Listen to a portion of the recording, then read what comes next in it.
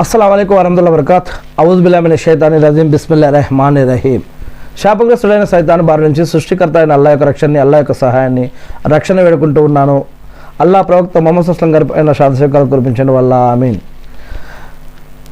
ఎవరైనా ఒక వ్యక్తి అనారోగ్యంతో ఉన్నటువంటి వ్యక్తిని వెళ్ళి పరామర్శించినా, కలిసినా కూడా అటువంటి వారి కోసం వెళ్ళి దువా చేసినా, లేదా వారిని పరామర్శించినా, వారికి సహాయ సహకారాలు అందించినా, మన అటువంటి వారికి అల్లాహ్ తలిస్తే వారికి స్వర్గంలో స్థానం కల్పిస్తానని ప్రవక్త ముహమ్మద్ సల్లల్లాహు అలైహి వసల్లం గారు అల్లాహ్ ఈ విధంగా చేస్తాడని ప్రవక్త ముహమ్మద్ సల్లల్లాహు అలైహి వసల్లం గారు చెప్పారు అని హజరత్ అబూ హురైరా రజియల్లాహు గారు తెలియజేస్తున్నటువంటి హదీస్ ద్వారా మనకు అర్థమవుతుంది.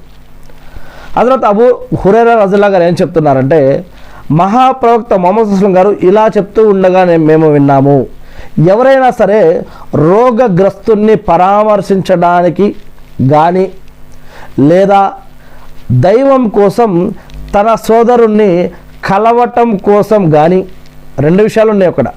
ఒక రోగగ్రస్తుడే కాదు, ఎవరైనా తమ యొక్క సోదరులు ఇంకొక సోదరుని కలవడానికి వెళ్ళినా, సోదరుడా సోదరియా ఎవరైనా సరే వాళ్ళు ఇంకొకరిని కలవడానికి వెళ్ళినా, లేదా అనారోగ్యంతో ఉన్న వారిని పరామర్శించడానికి వెళ్ళినా, ఈ రెండు విషయాల్లో ఏ విషయం చేసినా కూడా మరి దేవుని తరపు నుండి ఒక ప్రకటన చేసేవాడు, నీకు అభినందనలు, నీ నడక సార్థకమవుగాక, నీకు స్వర్గంలో స్థానం లభించుగాక అని ఎలుగెత్తి ప్రార్థిస్తాడు. అల్లాహు అక్బర్. అంటే అల్లాహ్ సుబ్హానహు వ తఆలా దైవదూతల ద్వారా వారి కోసం దీవింపజేస్తాడు, లేదా ఆ వ్యక్తుల తరపున అల్లాహ్ని దైవదూతలు ప్రార్థిస్తారు.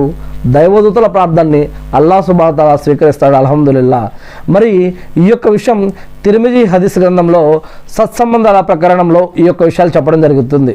అంటే వ్యాధిగ్రస్తుల్ని పరామర్శించడం కేవలం దైవ ప్రసన్నతను ఒడిసే ఉద్దేశంతో ఇంకొక తోటి సోదరుల్ని కలవటం, ఈ రెండు విషయాలు కూడా అత్యంత శ్రేష్టమైన ఆచరణలు. సత్పురుషులను కలవటానికి వెళ్ళటం కూడా ఒక సదాచరణ. మనిషి మంచి వారిని కలవటానికి వెళ్ళినప్పుడు అతను వేసే ప్రతి అడుగుకి బదులుగా అతని కర్మల జాబితాలో పుణ్యాలు లిఖించబడతాయని ఇస్లాం చెప్తూ ఉంది.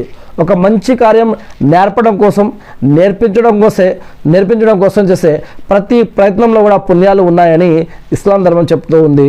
ఏది ఏమైతేనేమి ఈ యొక్క పుణ్యాలు మనల్ని పాపాల నుంచి రక్షించి, నరకం నుంచి కాపాడి, స్వర్గంకి వెళ్ళి స్వర్గంలో అత్యుత్తమ స్థానాల్లో తీసుకెళ్ళడానికి ఈ యొక్క